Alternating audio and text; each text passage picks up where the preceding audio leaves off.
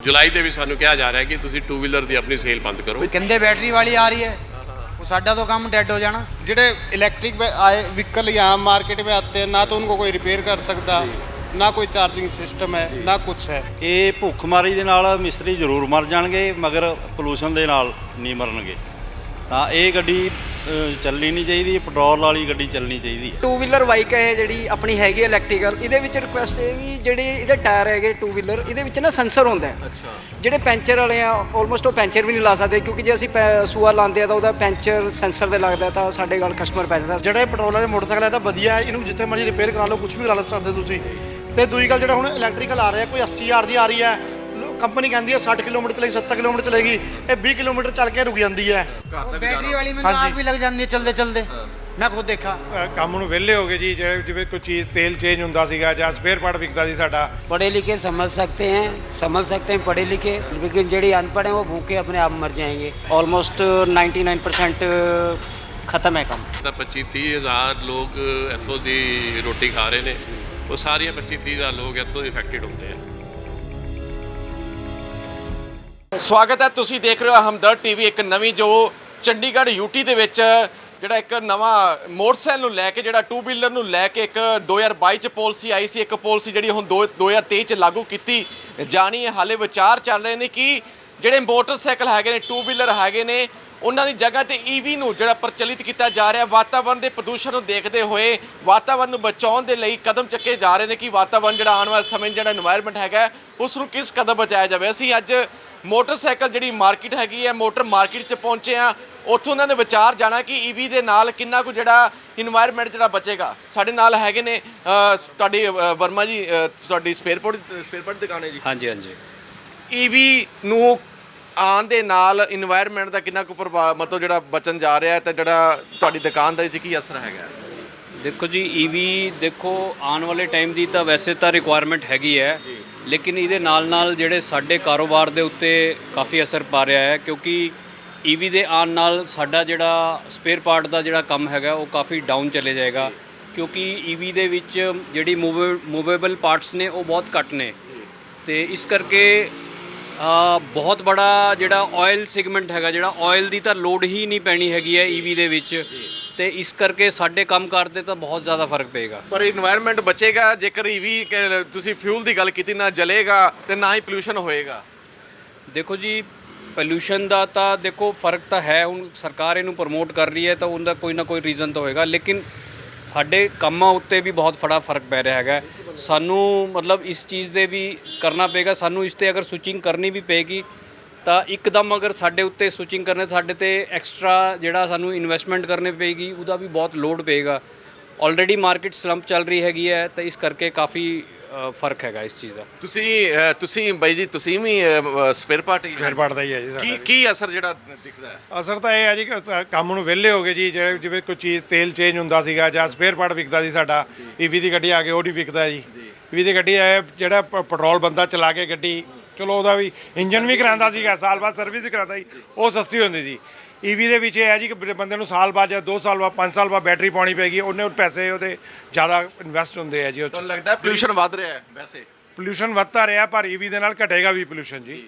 ਤੇ ਬਾਕੀ ਕੰਮ ਤੇ ਕਾਫੀ ਜ਼ਿਆਦਾ ਫਰਕ ਪੈਂਦਾ ਜੀ। ਕੋਈ ਹੋਰ ਅਲਟਰਨੇਟ ਨਹੀਂ ਹੈਗਾ ਕੁਝ? ਜੇਕਰ ਈਵੀ ਦਾ ਆਂਦਾ ਤਾਂ ਤੁਸੀਂ ਕੁਝ ਹੋਰ ਜਿਵੇਂ ਕੋਈ ਕੰਮ ਸ਼ੁਰੂ ਕਰ ਸਕਦੇ ਜਿਵੇਂ ਜੁੜੇ ਨਾਲ ਕੁਝ ਹੈ ਜਿਹਾ? ਮੇਰੇ ਹਿਸਾਬ ਨਾਲ ਈਵੀ ਦੇ ਨਾਲੋਂ ਇਹਨਾਂ ਨੂੰ ਹਾਈਬ੍ਰਿਡ ਦੇ ਵਿੱਚ ਜ਼ਿਆਦਾ ਕਰਨਾ ਚਾਹੀਦਾ ਹੈਗਾ ਤਾਂ ਕਿ ਸਾਡਾ ਰੋਜ਼ਗਾਰ ਵੀ ਚੱਲਦਾ ਰਹੇ। ਇੱਕ ਸੋਲੂਸ਼ਨ ਇਹ ਹੈ ਕਿ ਕਿਉਂਕਿ ਦੇਖੋ ਚਾਰਜਿੰਗ ਇਨਫਰਾਸਟ੍ਰਕਚਰ ਜਿਹੜਾ ਹੈਗਾ ਹਜੇ ਚੰਡੀਗੜ੍ਹ ਦੇ ਇੱਕ ਵੀ ਚਾਰਜਿੰਗ ਸਟੇਸ਼ਨ ਨਹੀਂ ਹੈ। ਠੀਕ ਹੈ, ਇਹਨਾਂ ਨੇ ਇਹ ਪਾਲਿਸੀ ਲਿਆ ਕੇ ਗੱਡੀਆਂ ਤਾਂ ਬੰਦ ਕਰ ਦਿੱਤੀਆਂ ਲੇਕਿਨ ਪਬਲਿਕ ਨੂੰ ਜਾਂ ਜਿਹੜਾ ਗੱਡੀ ਲੇਗਾ ਉਹਨੂੰ ਰੀਚਾਰਜਿੰਗ ਸਟੇਸ਼ਨ ਦੀ ਅਵੇਲੇਬਿਲਿਟੀ ਨਹੀਂ ਹੈ। ਜੀ ਜੀ। ਤੇ ਅਗਰ ਹਾਈਬ੍ਰਿਡ ਹੈ ਵੈਸੇ ਲੱਗ ਰਿਹਾ ਹੈ ਨਹੀਂ ਬਟ ਹਾਈਬ੍ਰਿਡ ਜਿਹੜੀ ਚੀਜ਼ ਹੈਗੀ ਨਾ ਉਹਦੇ ਨਾਲ ਬੈਨੀਫਿਟ ਇਹ ਹੋਏਗਾ ਕਿ ਬੰਦਾ ਆਪਣੇ ਘੱਟ ਪੈਸਿਆਂ ਦੇ ਵਿੱਚ ਈਵੀ ਤੇ ਵੀ ਕਨਵਰਟ ਹੋ ਜਾਏਗਾ ਔਰ ਪੁਰਾਣੀ ਪਾਲਿਸੀ ਪੁਰਾਣਾ ਸਿਸਟਮ ਵੀ ਚੱਲਦਾ ਰਹੇਗਾ। ਉਹਦੇ ਸਾਡਾ ਰੋਜ਼ਗਾਰ ਨੂੰ ਵੀ ਇੰਨਾ ਫਰਕ ਨਹੀਂ ਪਏਗਾ ਜੀ। ਪਰ ਇਹ ਜਿਹੜੇ ਬੰਦ ਕਰ ਰਹੇ ਹੈਗੇ ਆ ਏਜੰਸੀਆਂ 'ਚ ਬੰਦ ਕਰ ਰਹੇ ਹੈਗੇ ਆ ਜੀ। ਬਾਕੀ ਜਿਹੜੇ ਵਰਕਰ ਆ ਉੱਥੋਂ ਦੇ ਉਹ ਵਿਚਾਰੇ ਨੌਕਰੀ ਤੋਂ ਜਾਣਗੇ ਜੀ, ਉਹਨਾਂ ਨੂੰ ਬਹੁਤ ਧੱਕਾ ਲੱਗੇਗਾ। ਕਿੰਨੇ ਕੁ ਮਕੈਨਿਕ ਜਿਹੜੇ ਇੱਥੇ ਹੈਗੇ ਕੰਮ ਕਰਦੇ ਆ ਆਈਡੀਆ? ਸਾਡੇ ਘਰ ਤੇ ਘੱਟੋ ਘੱਟ ਮਕੈਨਿਕ 100 ਮਕੈਨਿਕ ਹੈਗਾ ਜੀ। ਉਹਨਾਂ ਨੂੰ ਕਾਫੀ ਧੱਕਾ ਲੱਗੇਗਾ। ਜਿਹੜੇ ਰੈਗੂਲਰ ਰੋਜ਼ ਕਮਾ ਕੇ ਖਾਣ ਵਾਲੇ ਹੈਗੇ ਆ ਉਹਨਾਂ ਨੂੰ ਬਹੁਤ ਧੱਕਾ ਲੱਗੇਗਾ ਭਾਜੀ। ਬਿਲਕੁਲ। ਹੋਰ ਵੀ ਸਰਦਾਰ ਸਾਹਿਬ ਹੈਗੇ ਨੇ, ਜਾਣਾਂਗੇ। ਤੁਸੀਂ ਵੀ ਕੰਮ ਅੱਛਾ ਕੰਮਕਾਰ ਕਰਦੇ ਹੋ, ਇੱਥੇ ਜਾਣਾਂਗੇ ਅਸੀਂ ਤੁਰ ਫਿਰ ਕੇ ਜਾਣਦੇ ਆ। ਤੁਸੀਂ ਵੀ ਕਿੰਨੇ ਸਮੇਂ ਤੋਂ ਕੰਮ ਕਰ ਰਹੇ ਹੋ ਇਸ ਚੀਜ਼ ਨੂੰ? ਮੈਨੂੰ 35 ਸਾਲ ਹੋ ਗਏ ਭਾਜੀ ਕੰਮ ਕਰਦੇ 35 ਸਾਲ ਕੰਮ। ਬੰਦਾ ਕਹਿੰਦੇ ਰਹੇਗਾ ਹੀ ਨਾ ਤੇ ਬੰਦਾ ਕੰਮ ਕੀ ਕਰੇਗਾ? ਕਹਿੰਦੇ ਪੋਲੂਸ਼ਨ ਹੀ ਬੜਾ ਜ਼ਿਆਦਾ ਵੱਧ ਰਿਹਾ ਹੈ। ਹਾਂਜੀ, ਨਹੀਂ ਪੋਲੂਸ਼ਨ ਦਾ ਤਾਂ ਚਲੋ ਹੈ, ਬਾਕੀ ਜਿਹੜੀਆਂ ਕੰਪਨੀਆਂ ਬੰਦ ਕਰ ਰਹੇ ਨੇ ਇਹਨਾਂ ਨੂੰ ਇਹ ਬੰਦ ਨਹੀਂ ਕਰਨੀ ਚਾਹੀਦੀਆਂ। ਕਿਹੜੀ ਚੇਨ ਜਿਹੜੀ ਪ੍ਰਭਾਵਿਤ ਹੋਏਗੀ ਇਹਦੇ ਨਾਲ? ਕਿਹੜੀ ਚੇਨ ਅਸੀਂ ਸਾਰਾ ਆਇਲ ਦਾ ਫਰਕ ਪਏਗਾ, ਪੈਟਰੋਲ ਪੰਪਾਂ ਵਾਲੇ ਕੱਲ ਵਿਹਲੇ ਬੈਠਣਗੇ, ਕਾਫੀ ਕੰਮਾਂ ਨੂੰ ਫਰਕ ਪਏਗਾ ਇਹਦੇ ਨਾਲ। ਜਿਵੇਂ ਉਹ ਕਹਿ ਰਹੇ ਆ 2 ਵੀਲਰ ਟੋਟਲੀ ਬੰਦ ਕਰਨਾ ਚਾਹੁੰਦੇ ਆ, ਪਰ ਪ੍ਰਾਈਵੇਟ ਨੂੰ ਕਰਨਾ ਚਾਹੁੰਦੇ ਆ। ਜਿਵੇਂ ਤੁਹਾਡੇ ਸਰਕਾਰੀ ਬੱਸਾਂ ਚੱਲ ਰਹੀਆਂ ਡੀਜ਼ਲ ਤੇ, ਹੋਰ ਗੱਡੀਆਂ ਚੱਲ ਰਹੀਆਂ, ਪਹਿਲਾਂ ਉਹਨਾਂ ਨੂੰ ਕਰਨਾ ਚਾਹੀਦਾ ਹੈਗਾ। ਇਹ ਬੰਦ ਕਰਕੇ ਜਿਹੜੀ ਪਬਲਿਕ ਆ ਬਹੁਤ ਹੀ ਪਰੇਸ਼ਾਨ ਹੋਏਗੀ। ਸਰਕਾਰੀ ਦਾਰੇ ਤੋਂ ਸ਼ੁਰੂ ਹੋਣਾ ਚਾਹੀਦਾ ਕੰਮ ਇਹ। ਤੇ ਇਹਨਾਂ ਅਲਟਰਨੇਟ ਸੁਝਾਅ ਵੀ ਦੇ ਦਿਓ, ਇੱਕੋ ਵੀ ਅਸੀਂ ਪਹੁੰਚਾਉਣਾ ਚਾਹਾਂਗੇ। ਕੀ ਹੈਗਾ ਜੇਕਰ ਈਵੀ ਨੂੰ ਪ੍ਰਮੋਟ ਕਰਨ ਦੇ ਨਾਲ ਕੀ ਮਤਲਬ ਜੇਕਰ ਉਸ ਦੇ ਨਾਲ ਤੁਹਾਡਾ ਵੀ ਕੋਈ ਜਿਹੜਾ ਨੁਕਸਾਨ ਹੋ ਰਿਹਾ, ਕੋਈ ਅਲਟਰਨੇਟ ਹੱਲ ਕੀ ਹੁੰਦਾ? ਹਾਲ ਦਾ ਕੁਝ ਵੀ ਨਹੀਂ ਹੈ ਇਹਦਾ। ਸਾਡਾ ਤਾਂ ਕਾਫੀ ਨੁਕਸਾਨ ਹੋਏਗਾ ਨਾ, ਜਿਹੜੇ ਪੈਟਰੋਲ ਗੱਡੀ ਚੱਲ ਰਹੀ ਹੈਗੀ ਆ, ਬਹੁਤ ਹੀ ਨੁਕਸਾਨ ਆ ਉਹਦੇ ਤੇ ਤਾਂ। ਬਿਲਕੁਲ ਅਸੀਂ ਵਿਹਲੇ ਹੋ ਜਾਾਂਗੇ, ਹੋਰ ਇਹੀ ਹੋਏਗਾ। ਬਿਲਕੁਲ ਅਸੀਂ ਹੋਰ ਵੀ ਇੱਥੇ ਜਾਣਾਂਗੇ। ਮਕੈਨਿਕ ਵੀ ਹੈਗੇ ਨੇ ਜਿਹੜੇ ਬੜੇ ਲੰਬੇ ਸਮੇਂ ਤੋਂ ਇਸ ਜਿਹੜਾ ਕੰਮ ਕਰਦੇ ਨਾਲ ਜੁੜੇ ਹੋਣਗੇ, ਉਹਨਾਂ ਨਾਲ ਗੱਲਬਾਤ ਕਰਾਂਗੇ। ਮੋਟਰਸਾਈਕਲ ਦੀ ਜਿਹੜੀ ਏਜੰਸੀਆਂ ਜਿਹੜਾ ਗੱਲਬਾਤ ਹੋ ਰਹੀ ਹੈ ਕਿ ਮੋਟਰਸਾਈਕਲ ਵਹੀਕਲ ਜਿਹੜਾ ਹੈਗਾ ਬੰਦ ਹੋਣ ਜਾ ਰਿਹਾ, ਹਾਲੇ ਚੱਲ ਰਹੀ ਹੈ ਗੱਲਬਾਤ। ਕਿੰਨਾ ਕੁ ਵੱਡਾ ਨੁਕਸਾਨ ਜਿਹੜਾ ਕਿ ਤੁਸੀਂ ਇੱਕ ਮਕੈਨਿਕ ਹੈਗੇ ਹੋ? पढ़े लिखे समझ सकते हैं पढ़े लिखे, लेकिन जेडी अनपढ़ हैं वो भूखे अपने आप मर जाएंगे। ये नहीं बंद होना चाहिए, चलना चाहिए पेट्रोल गाड़ी जितनी भी हैं। ਪੋਲਿਊਸ਼ਨ ਕਹਿੰਦੇ ਬੜਾ ਵੱਧ ਰਿਹਾ ਹੈ, ਉਹਦਾ ਵੀ ਹੱਲ ਕਰਨਾ ਕੋਈ? रोशन नॉर्मल है, जैसे हम लोग काम करेंगे जितना भीड़ होगा उतना ही ज़्यादा नुकसान है। ਪੋਲਿਊਸ਼ਨ ਕੰਟਰੋਲ ਵਾਸਤੇ ਕੋਈ ਮੋਟਰਸਾਈਕਲ ਦੇ ਵਿੱਚ ਕੋਈ ਆ ਰਿਹਾ ਕੁਛ ਅਜਿਹਾ ਜਿਹਦੇ ਨਾਲ? नहीं ऐसा कुछ ही नहीं है, ऐसा कुछ ही नहीं है। सही है, ऐसे ही सही चलना है। चाहिए। ऐसे ही चलना चाहिए जैसे चल रहा है। ਕੰਮ ਧੰਦਾ ਕੀ ਹੈ? ਮਤਲਬ ਤੁਸੀਂ ਮਕੈਨਿਕ ਹੈਗੇ ਹੋ, ਪ੍ਰਭਾਵਿਤ ਹੋ ਰਿਹਾ ਹੋਵੇਗਾ ਕੰਮ ਇਹਦੇ ਨਾਲ? कहते बैटरी वाली आ रही है, वो साडा तो काम डेड हो जाना। ਅੱਛਾ, ਕੰਮ ਡੈਡ ਹੋ ਜਾਏਗਾ। ਜਿਹੜਾ ਖਾ ਕਮਾ ਰਹੇ ਉਹ ਵੀ ਨਹੀਂ ਖਾ ਕਮਾਣਗੇ। ਬਿਲਕੁਲ ਬਹੁਤ ਜ਼ਿਆਦਾ ਪਰੇਸ਼ਾਨੀਆਂ ਜਿਹੜੀਆਂ ਕਹਿੰਦੇ ਨੇ ਆ ਸਕਦੀਆਂ ਨੇ। ਤੁਸੀਂ ਬਾਈ ਜੀ ਮਕੈਨਿਕ ਹੋ ਜੀ? ਆਪਣੀ ਦੁਕਾਨ ਹੈ? ਦੁਕਾਨਦਾਰ। ਟਾਇਰਾਂ ਦਾ ਕੰਮ ਹੈ ਤੁਹਾਡਾ? ਹਾਂਜੀ, ਈਵੀ ਦੇ ਆਉਣ ਨਾਲ ਕੋਈ ਤੁਹਾਨੂੰ ਵੀ ਕੋਈ ਬਹੁਤ ਡਿਫਰੈਂਸ ਹੈ। ਅੱਛਾ ਜੀ। ਆਲਮੋਸਟ 99% ਖਤਮ ਹੈ ਕੰਮ। ਅੱਛਾ ਜੀ। ਦੂਜੀ ਗੱਲ ਜਿਹੜੀ ਮਾਰਕੀਟ ਹੈ, ਇਹ ਇਲੈਕਟ੍ਰੀਕਲ ਮਾਰਕੀਟ ਦੇ ਕਾਰਨ, ਵਾਹੀਕਲ ਦੇ ਕਾਰਨ ਸਾਰਿਆਂ ਦਾ ਰੁਜ਼ਗਾਰ ਖਤਮ ਹੈ। ਹਾਲੇ ਕੋਈ ਪ੍ਰਭਾਵ ਪਿਆ ਹੈ? ਹਾਲੇ ਜਿਹੜੀ ਸੂਚਨਾ ਆਈ ਉਹਦੇ 99% ਪਿਆ। ਮੈਕਸਿਮਮ 2 ਤੋਂ 3 ਮਹੀਨੇ ਹੋ ਚੁੱਕੇ ਨੇ, ਮਾਰਕੀਟ 'ਚ ਬਜਟ ਬਿਲਕੁਲ ਡੈਡ ਹੈ। ਮਤਲਬ ਨਵੀਂ ਚੀਜ਼ ਕੋਈ ਖਰੀਦ ਨਹੀਂ ਰਿਹਾ। ਆਲਮੋਸਟ ਲੋਕਾਂ ਕੋਲ ਇੰਨਾ ਪੈਸਾ ਨਹੀਂ ਹੈ, ਤੇ ਪਲੱਸ ਜਿਸ ਹਿਸਾਬ ਨਾਲ ਉਹਦੀ ਰੀਸੇਲ ਵੈਲਿਊ ਹੈ, ਉਹ ਰੀਸੇਲ ਵੈਲਿਊ ਬਹੁਤ ਜ਼ਿਆਦਾ ਹੈ, ਉਹਦੇ ਕਾਰਨ ਉਹ ਖਰੀਦ ਨਹੀਂ ਸਕਦੇ ਹੈਗੇ। ਮਤਲਬ ਹਾਲੇ ਜਿਹੜਾ ਉਹਦਾ ਰੇਟ ਬੜਾ ਜ਼ਿਆਦਾ ਹੈ, ਇਹ ਪਾਲਿਸੀ ਨੂੰ ਕੋਈ ਹਾਲੇ ਅਫੋਰਡ ਨਹੀਂ ਕਰ ਸਕਦਾ। ਨਹੀਂ ਕਰ ਸਕਦਾ। ਤੇ ਰਿਕੁਐਸਟ ਇਹ ਵੀ ਜਿਹੜਾ ਇਹ ਕੰਮ ਹੈ, ਮੇਰੇ ਹਿਸਾਬ ਨਾਲ 99% ਸਟੈਂਡ ਵੀ ਨਹੀਂ ਹੋਏਗਾ।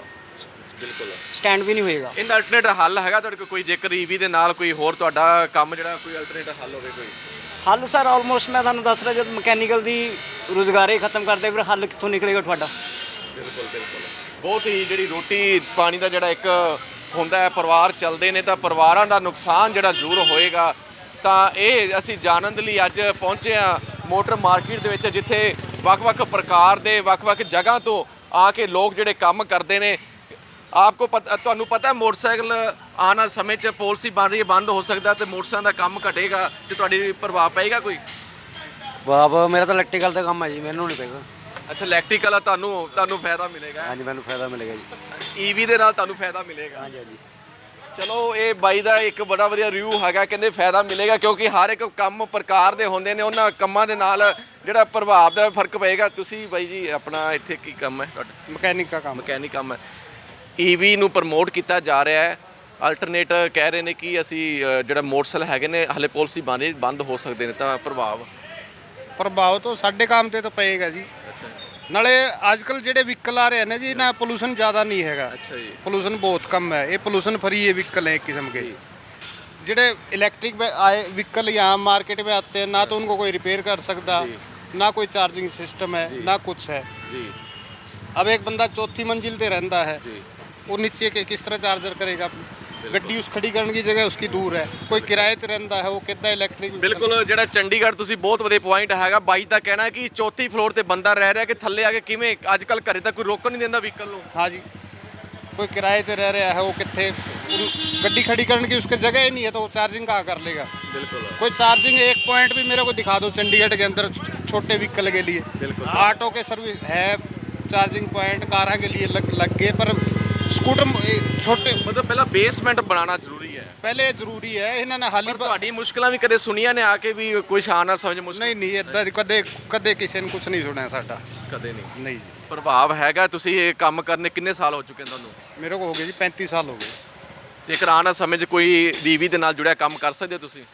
नहीं उससे है ही कुछ नहीं, आजकल ट्यूबलेस टायर आ रहे, पेंचर वो नहीं होता, और कुछ बैटरी चेंज कर सकते हैं, बैटरी चेंज 4-5 साल बाद होनी उसकी। ਮੋਟਰਸਾਈਕਲ ਜਿਹੜਾ ਬੰਦ ਹੁੰਦੇ ਮਤਲਬ ਜੋ ਇੱਕ ਪਾਲਿਸੀ ਤਹਿਤ ਆ ਰਿਹਾ ਤਾਂ ਉਹਦੇ ਨਾਲ ਕੀ ਕੀ ਨੁਕਸਾਨ ਤੁਸੀਂ ਕਹਿੰਦੇ ਹੋ? ਭਾਜੀ ਜਿਹੜੇ ਪੈਟਰੋਲ ਵਾਲੇ ਮੋਟਰਸਾਈਕਲ ਹੈ ਤਾਂ ਵਧੀਆ ਹੈ, ਇਹਨੂੰ ਜਿੱਥੇ ਮਰਜ਼ੀ ਰਿਪੇਅਰ ਕਰਾ ਲਓ, ਕੁਝ ਵੀ ਕਰਾ ਸਕਦੇ ਤੁਸੀਂ। ਤੇ ਦੂਜੀ ਗੱਲ ਜਿਹੜਾ ਹੁਣ ਇਲੈਕਟ੍ਰੀਕਲ ਆ ਰਿਹਾ, ਕੋਈ 80,000 ਦੀ ਆ ਰਹੀ ਹੈ, ਕੰਪਨੀ ਕਹਿੰਦੀ ਹੈ 60 ਕਿਲੋਮੀਟਰ ਚਲੇਗੀ, 70 ਕਿਲੋਮੀਟਰ ਚਲੇਗੀ, ਇਹ 20 ਕਿਲੋਮੀਟਰ ਚੱਲ ਕੇ ਰੁਕ ਜਾਂਦੀ ਹੈ। ਹੁਣ ਇਹਦੀ ਬੈਟਰੀ ਲੈਣ ਜਾਈਏ, ਬੈਟਰੀ ਅੰਦਰ 10-20 ਹਜ਼ਾਰ ਦੀ ਬੈਟਰੀ ਦਿੰਦੇ ਆ ਇਹ। ਤੇ ਹੁਣ ਆਮ ਬੰਦਾ ਜਿਹੜਾ ਗਰੀਬ ਬੰਦਾ ਹੈ ਉਹਦੇ ਕੋਲ 20-25 ਹਜ਼ਾਰ ਰੁਪਏ ਹੁੰਦੇ ਆ, ਉਹ ਆਂਦਾ ਆਪਣਾ ਗੁਜ਼ਾਰਾ 2012 ਮਾਡਲ 13 ਮਾਡਲ 20-25 ਹਜ਼ਾਰ 'ਚ ਲੈ ਕੇ ਆਪਣਾ ਗੁਜ਼ਾਰਾ ਕਰ ਲੈਂਦਾ ਹੈ।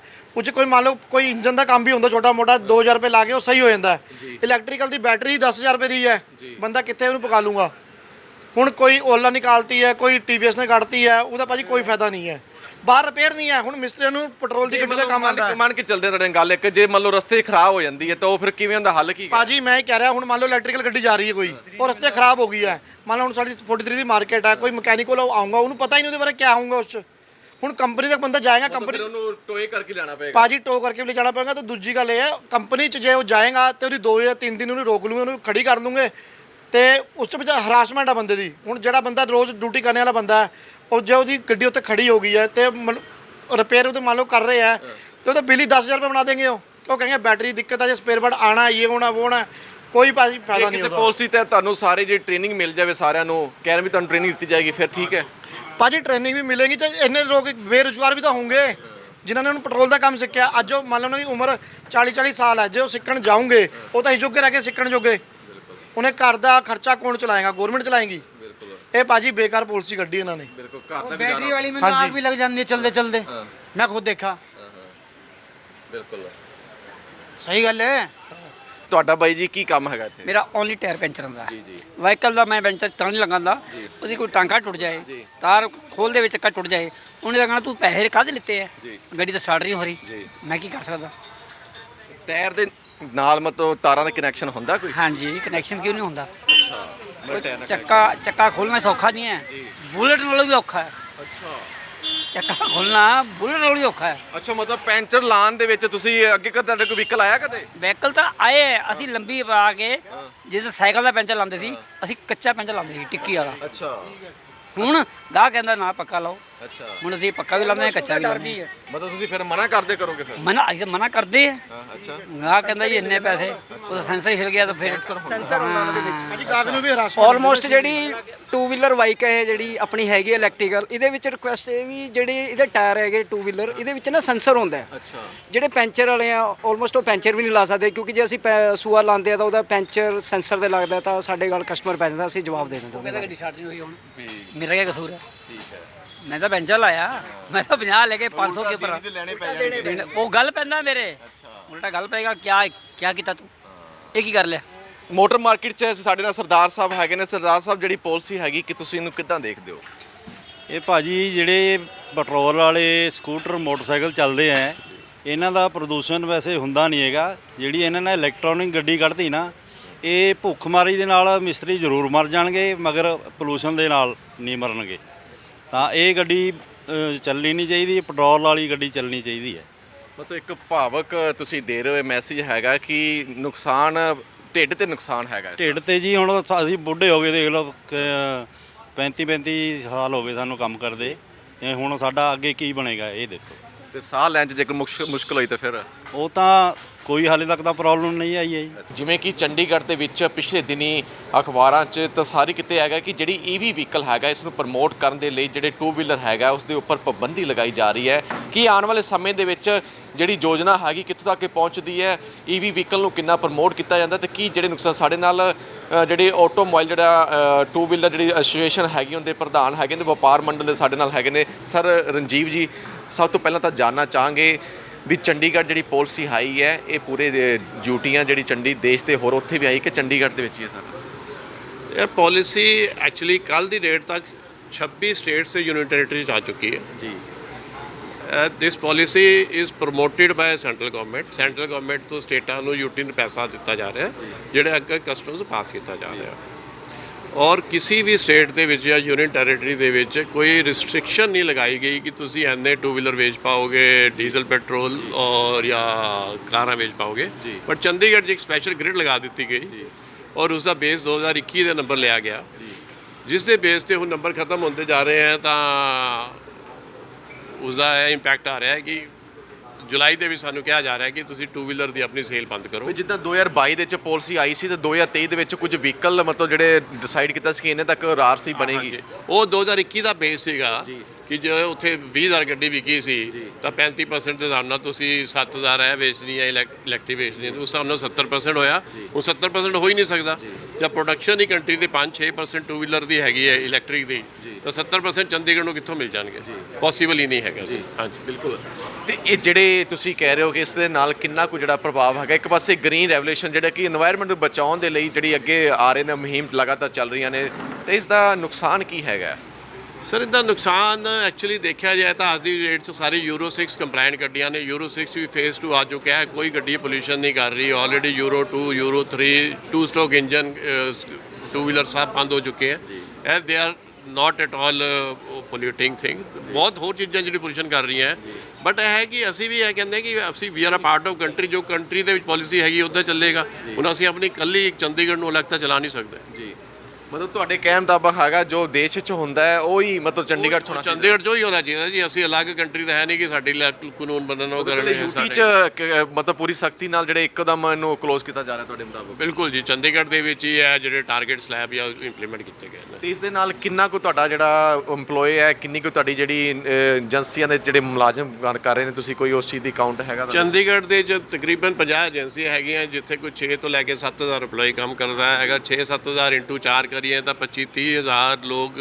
ਇੱਥੋਂ ਦੀ ਰੋਟੀ ਖਾ ਰਹੇ ਨੇ ਉਹ ਸਾਰੀਆਂ 25-30,000 ਲੋਕ ਇੱਥੋਂ ਦੇ ਇਫੈਕਟਡ ਹੁੰਦੇ ਆ ਮੈਂ ਇਹਦੇ ਵਿੱਚ ਸਿਰਫ ਜਦ ਸਾਡੀ ਮੈਨ ਪਾਵਰ ਦੀ ਗੱਲ ਕਰਦਾ ਜਿਹੜੇ ਸਾਡੇ ਇਨਫਰਾਸਟ੍ਰਕਚਰ ਹੈ ਕਰੋੜਾਂ ਰੁਪਏ ਲੱਗਿਆ ਹੋਇਆ ਹੈ ਉਹ ਜਿਹੜਾ ਉਹਦਾ ਕੀ ਹੋਏਗਾ ਉਹਦਾ ਕੋਈ ਹਿਸਾਬ ਕਿਤਾਬ ਹੈ ਨਹੀਂ ਤੁਸੀਂ ਕੋਈ ਇੱਕ ਸੋਲੂਸ਼ਨ ਵੀ ਦੱਸ ਦਿਓ ਸਰਕਾਰ ਨੂੰ ਕਿ ਇਸ ਦੇ ਨਾਲ ਜਿਹੜਾ ਹੱਲ ਹੋ ਸਕਦਾ ਤੁਹਾਡੇ ਕੋਲ ਤਾਂ ਹੱਲ ਹੋਏਗਾ ਕੋਈ ਸਿੰਪਲ ਜਿਹਾ ਹੱਲ ਹੈ ਜੀ ਜੋ ਪੂਰੀ ਕੰਟਰੀ ਕਰ ਰਹੀ ਹੋਈ ਕਰੇ ਅਸੀਂ ਕੋਈ ਆਪਣੀ ਗੱਲ ਹੀ ਨਹੀਂ ਕਰ ਰਹੇ ਜੀ ਜੋ ਸੈਂਟਰ ਕਹਿੰਦੀ ਹੋਈ ਕਰੋ ਸੈਂਟਰ ਕਹਿੰਦੀ ਹੈ ਜੀ 2030 ਤੱਕ 30% ਹੋਏ ਅਸੀਂ ਇਹ ਕਹਿ ਸਕਦੇ ਸਰਕਾਰ ਨੂੰ 2030 ਤੱਕ ਅਸੀਂ 35 ਕਰ ਦਾਂਗੇ 40 ਕਰ ਦਾਂਗੇ ਅਸੀਂ ਇਹ ਤਾਂ ਨਹੀਂ ਕਰ ਸਕਦੇ ਕਿ 100% ਕਰ ਦੇਣੀ ਚਾਹੀਦੀ ਜੀ ਬਿਲਕੁਲ ਤੁਹਾਡਾ ਬਹੁਤ ਬਹੁਤ ਧੰਨਵਾਦ ਅਸੀਂ ਵਪਾਰ ਮੰਡਲ ਸਾਡੇ ਨਾਲ ਹੈ ਤੁਸੀਂ ਚਲੋ ਸਰ ਤੁਸੀਂ ਵੀ ਵਪਾਰ ਮੰਡਲ ਇੱਕ ਬਹੁਤ ਵੱਡਾ ਜਿਹੜਾ ਅਸੀਂ ਮੋਟਰਸਾਈਕਲ ਦੀ ਗੱਲ ਕਰੀਏ ਤਾਂ ਇਸ ਦੇ ਨਾਲ ਕਿੰਨਾ ਕੁ ਜਿਹੜਾ ਪ੍ਰਭਾਵ ਹੈਗਾ ਇੱਕ ਪਾਸੇ এনवायरमेंट ਵੀ ਲਗਾਤਾਰ ਪ੍ਰਭਾਵਿਤ ਹੋ ਰਿਹਾ ਸਰਕਾਰਾਂ ਇਹਨਾਂ ਵੱਲ ਵੀ ਧਿਆਨ ਦੇ ਰਹੀਆਂ ਨੇ ਨਹੀਂ ਸਰ ਠੀਕ ਹੈ ਕਿ এনवायरमेंट ਦਾ ਧਿਆਨ ਰੱਖਣਾ ਵੀ ਸਰਕਾਰ ਦਾ ਇੱਕ ਫਰਜ਼ ਹੈ ਸਾਡੇ ਲੋਕਾਂ ਦਾ ਵੀ ਫਰਜ਼ ਹੈ ਪਰ ਇਹ ਕੋਈ ਇੱਕਦਮ ਬੰਦ ਕਰਨਾ ਕੋਈ ਸੋਲੂਸ਼ਨ ਨਹੀਂ ਹੈ ਹਲੇ ਤਾਂ ਈਵੀ ਗੱਡੀਆਂ ਦੀ ਇੰਨੀ ਪ੍ਰੋਡਕਸ਼ਨ ਵੀ ਨਹੀਂ ਹੈ ਕਿ ਅਸੀਂ ਉਹਨੂੰ ਫੀਡ ਕਰ ਸਕੀਏ ਸੈਕੰਡਲੀ ਇਹ ਦਿਸ ਸ਼ੁੱਡ ਬੀ ਬਾਈ ਪਰਸੂਏਸ਼ਨ ਲੋਕਾਂ ਨੂੰ ਸਮਝਾ ਕੇ ਉਹਨੂੰ ਦੇ ਕੇ ਇਨਸੈਂਟਿਵ ਦੇ ਕੇ ਇੰਪਲੀਮੈਂਟ ਕਰਨਾ ਚਾਹੀਦਾ ਨਾ ਕਿ ਇਸ ਤਰ੍ਹਾਂ ਬੰਦ ਕਰਕੇ ਤਾਂ ਕਿ ਇੰਡਸਟਰੀ ਜਿਹੜੀ ਚੱਲ ਰਹੀ ਹੈ ਜਿਹੜੇ ਲੋਕ ਸੇਲ ਕਰਦੇ ਆ ਉਹਨਾਂ ਦਾ ਵੀ ਨਾ ਹੋਏ ਸੈਕੰਡਲੀ ਸਾਡੇ ਆਪਣੇ ਹੋਰ ਮੁੱਦੇ ਵਪਾਰੀਆਂ ਦੇ ਜਿਹੜੇ ਅੱਜ ਅਸੀਂ ਇਕੱਠੇ ਹੋਏ ਹਾਂ ਕਾਫੀ ਪ੍ਰਸ਼ਾਸਨ ਦੇ ਨਾਲ ਕਾਫੀ ਮੁੱਦੇ ਰੁਕੇ ਹੋਏ ਹਨ ਜਿਸ ਤਰ੍ਹਾਂ ਫਾਰ ਐਗਜ਼ਾਮਪਲ ਇੱਕ ਅਸੀਂ ਚਾਹੁੰਦੇ ਹਾਂ ਕਿ ਵੈਟ ਦੇ ਜਿਹੜੇ ਕੇਸਿਸ ਪੁਰਾਣੇ 6-7 ਸਾਲ ਪਹਿਲੇ ਦੇ OTS ਸਕੀਮ ਪੰਜਾਬ ਦੇ ਪੈਟਰਨ ਤੇ ਆਏ ਵਨ ਟਾਈਮ ਸਕੀਮ ਕਿਉਂਕਿ ਲੋਕਾਂ ਨੂੰ ਬੜੇ 20 ਲੱਖ ਤੋਂ ਲੈ ਕੇ 1 ਕਰੋੜ ਰੁਪਏ ਤੱਕ ਨੋਟਿਸ ਗਏ ਹੋਏ ਹਨ ਕਿ ਲੋਕਾਂ ਕੋਲੋਂ ਫਾਰਮ ਨਹੀਂ ਹੈਗੇ ਸੀ ਫਾਰਮ ਪੁਰਾਣੇ ਉਹਨਾਂ ਦੇ ਸੀ ਫਾਰਮ ਨਾ ਹੋਣ ਕਰਕੇ ਉਹਨਾਂ ਨੂੰ ਮਤਲਬ ਬੜੇ ਨੋਟਿਸ ਮਿਲੇ ਅਸੀਂ ਚਾਹਾਂਗੇ ਇੱਕ ਵਾਰੀ EV ਤੇ ਅਸੀਂ ਜਿਹੜਾ ਅੱਜ ਸਾਡਾ ਮੇਨ ਹੈਗਾ ਮਤਲਬ ਤੁਹਾਨੂੰ ਨੋਟਿਸ ਆ ਚੁੱਕਿਆ ਇਸ ਚੀਜ਼ ਦਾ ਕਿ ਆਉਣ ਵਾਲੇ ਸਮੇਂ ਵਪਾਰੀਆਂ ਜਿਹੜੇ ਤੁਸੀਂ ਸੇਲ ਹਾਰ ਮਤਲਬ ਮੰਡੀਆਂ ਲੱਗਦੀਆਂ ਨੇ ਉਹਦੇ 'ਤੇ ਕਿੰਨਾ ਪ੍ਰਭਾਵ ਹੈਗਾ ਇਸ ਚੀਜ਼ ਦਾ ਮੁਲਾਜ਼ਮ ਕਿੰਨੇ ਕੁ ਜਿਹੜੇ ਇਸ ਚੀਜ਼ ਨਾਲ ਫ੍ਰੀ ਹੋ ਜਾਣਗੇ ਜੇਕਰ ਬੰਦ ਹੁੰਦਾ ਤਾਂ ਨਹੀਂ ਜੀ ਉਹ ਤਾਂ ਫਿਰ ਜਦੋਂ ਡੀਲਰ ਦਾ ਡੀਲਰਸ਼ਿਪ ਖਤਮ ਹੋਏਗੀ ਕੰਮ ਬੰਦ ਹੋਏਗਾ ਤਾਂ ਨੈਚੁਰਲੀ ਜਿਹੜੇ ਲੋਕੀ EMPLOYE ਹੈ ਉਹਨਾਂ ਦੀ EMPLOYMENT ਵੀ ਜਾਏਗੀ ਔਰ ਸ਼ਹਿਰ ਦੇ ਵਿੱਚ ਸਰਕਾਰ ਦਾ ਰੈਵਨਿਊ ਵੀ ਜਾਏਗਾ ਔਰ ਇਹ ਸਾਰਾ ਲਾਸ ਹੋਏਗਾ ਇਹ ਪ੍ਰਸ਼ਾਸਨ ਨੂੰ ਇਮੀਡੀਏਟਲੀ ਇਹਨੂੰ ਰਿਵਿਊ ਕਰਨਾ ਚਾਹੀਦਾ ਤੁਹਾਨੂੰ ਆਈਡੀਆ ਹੈਗਾ ਕਿੰਨਾ ਕੋ ਰੈਵਨਿਊ ਜਿਹੜਾ ਚਾਰਜਿੰਗ ਸਟੇਸ਼ਨ ਪ੍ਰੋਪਰ ਨਹੀਂ ਆ ਅਜੇ ਜਿਹੜੇ EV ਦੇ ਚਾਰਜਿੰਗ ਸਟੇਸ਼ਨ ਹੈ ਪਹਿਲੇ ਉਹ ਤਾਂ ਹੋਣੇ ਚਾਹੀਦੇ ਨਾ ਜੇ ਗੱਡੀਆਂ ਤੁਸੀਂ ਸੇਲ ਕਰ ਵੀ ਦਿੰਦੇ ਹੋ ਮਾਰਕੀਟ ਚਾਰਜਿੰਗ ਸਟੇਸ਼ਨ ਨਹੀਂ ਹੈ ਅਜੇ ਅਵੇਲੇਬਲ ਮਤਲਬ ਬੇਸ ਨਹੀਂ ਹੈਗਾ ਹਾਲੇ ਬੇਸ ਨਹੀਂ ਹੈ ਚਾਰਜਿੰਗ ਸਟੇਸ਼ਨ ਪ੍ਰੋਪਰ ਹੋਣਾ ਚਾਹੀਦਾ ਤੁਹਾਨੂੰ ਪਤਾ ਹੈ ਕਿੰਨਾ ਕੁ ਇਕਨੋਮਿਕਲੀ ਨੁਕਸਾਨ ਹੋ ਸਕਦਾ ਜਿਸ ਤਰ੍ਹਾਂ ਜਿਹੜਾ ਰੋਡ ਟੈਕਸ ਨੂੰ ਲੈ ਕੇ ਜਾਂ ਕਿਸੇ ਰੋਡ ਟੈਕਸ ਦਾ ਨੁਕਸਾਨ ਦਾ ਕੋਈ ਇੰਨਾ ਨਹੀਂ ਫਰਕ ਪੈਂਦਾ ਜਿੰਨਾ ਕਿ ਮਤਲਬ ਰੈਵਨਿਊ ਦਾ ਮਤਲਬ ਓਵਰਆਲ ਉਧਰੋਂ ਵੀ ਤਾਂ ਟੈਕਸ ਆ ਹੀ ਰਿਹਾ ਨਾ ਡੀਜ਼ਲ ਦੀ ਗੱਡੀ ਸੇਲ ਹੁੰਦੀ ਹੈ ਪੈਟਰੋਲ ਦੀ ਐਵਰੇਜ ਉਧਰ ਮਤਲਬ ਅਗਰ 15,000 ਗੱਡੀ ਹੁੰਦੀ ਹੈ 20,000 ਗੱਡੀ ਹੁੰਦੀ ਹੈ ਤੇ ਇਹਦੀ ਉਨੀ ਮਤਲਬ ਤੁਹਾਡਾ ਟੋਟਲੀ ਨੁਕਸਾਨ ਹੈਗਾ ਉਹ ਕਿਸ ਵਰਗ ਨੂੰ ਹੈਗਾ ਸਾਰੇ ਨੂੰ ਹੀ ਹੈ, ਇੱਕ chain ਨੂੰ ਮਤਲਬ ਨੁਕਸਾਨ ਚੇਨ ਪੂਰੀ ਟੁੱਟ ਜਾਂਦੀ ਹੈ। ਜਿਹੜੇ ਬੰਦਾ ਬਣਾਉਂਦਾ ਹੈ ਗੱਡੀ, ਜਿਹੜਾ ਸੇਲ ਕਰਦਾ ਹੈ, ਹੁਣ ਜਿਹੜੇ ਆਟੋ ਜ਼ੋਨ ਹੈਗੇ ਉਹ ਪ੍ਰੋਪਰ ਉਸੇ ਪਰਪਸ ਵਾਸਤੇ ਬਣੇ ਆ। ਪੈਟਰੋਲ ਸਟੇਸ਼ਨ ਮਤਲਬ ਤੁਸੀਂ ਇੰਡਸਟਰੀ ਸੇਲ ਜਿੱਥੋਂ ਹੈਗੀ ਉੱਥੋਂ ਹੀ ਡਿਸਟਰਬ ਹੋ ਜਾਏਗਾ ਨਾ। ਸਰਵਿਸ ਸੈਂਟਰ ਬੰਦ ਹੋ ਜਾਣਗੇ ਉਹਦੇ ਪ੍ਰੋਪਰ ਨਾ ਸਰਵਿਸ ਸੈਂਟਰ। ਡੀਜ਼ਲ ਦੀ ਗੱਡੀ ਦਾ ਸਰਵਿਸ ਸਟੇਸ਼ਨ ਦੀ ਜ਼ਿਆਦਾ ਮਤਲਬ ਸਰਵਿਸ ਸਟੇਸ਼ਨ ਜ਼ਿਆਦਾ ਚੱਲਦਾ ਨਾ ਕਿ ਈਵੀ ਦਾ ਚੱਲਦਾ। ਮਤਲਬ ਬਾਹਰ ਜਿਵੇਂ ਤੁਹਾਡੇ ਰਣਜੀਵ ਜੀ ਕਹਿ ਰਹੇ ਸੀ ਸਟੇਜ ਤੇ ਕਿ ਬਾਹਰੋਂ ਵੀ ਵਹੀਕਲ ਆਉਂਦੇ ਨੇ ਜ਼ਿਆਦਾ, ਫਿਰ ਉਹਨਾਂ ਤੇ ਵੀ ਰੋਕ ਲੱਗੇ ਜਿਹੜੇ ਬਾਹਰ ਐਂਟਰੀ ਕਰਦੇ। ਉਹ ਤਾਂ ਰੋਕਣਾ ਹੀ ਚਾਹੀਦਾ। ਬਿਲਕੁਲ ਅਸੀਂ ਅੱਜ ਵਪਾਰ ਮੰਡਲ ਤੇ ਹੋਰ ਜਿਹੜੀਆਂ ਲਗਭਗ ਦੱਸਿਆ ਜਾ ਰਿਹਾ 17 ਤੋਂ 18 ਯੂਨੀਅਨ ਜਿਹੜੀਆਂ ਕਿ ਅੱਜ ਇਕੱਠੀਆਂ ਹੋਈਆਂ ਨੇ ਆਟੋ ਜਿਹੜੀਆਂ ਲੈ ਕੇ, ਜਿਸ ਵਿੱਚ ਕਾਰਾਂ ਵਾਲੇ ਵੀ ਹੈਗੇ ਨੇ, ਇੰਡਸਟਰੀ ਵੀ ਹੈਗੀ, ਵਪਾਰ ਮੰਡਲ ਵੀ ਹੈਗਾ ਤੇ ਹੋਰ ਯੂਨੀਅਨ ਹੈਗੀ, ਜਿਹਨਾਂ ਵੱਲੋਂ ਕਿਹਾ ਜਾ ਰਿਹਾ ਕਿ ਨੁਕਸਾਨ ਜਿਹੜਾ ਹੈਗਾ ਇਸ ਸਮੇਂ ਜਿਹੜੇ ਲੋਕ ਇੱਕ ਚੇਨ ਜੁੜੀ ਹੋਈ ਹੈ ਜਿਸ ਦੇ ਨਾਲ ਜਿਹੜਾ ਬਣਾਉਂਦੇ ਨੇ ਫਿਰ ਉਹਨੂੰ ਵੇਚਦੇ ਨੇ, ਫਿਰ ਉਹ ਰਿਪੇਅਰ ਵਾਲੇ ਹੈਗੇ ਨੇ। ਇਸ ਦੇ ਨਾਲ ਬਹੁਤ ਵੱਡਾ ਵਰਗ ਹੈਗਾ। ਕੈਮਰਾ ਪਰਸਨ ਮੋਹਨ ਦੇ ਨਾਲ ਸੰਦੀਪ ਕੰਬੋਜ, ਚੰਡੀਗੜ੍ਹ ਤੋਂ।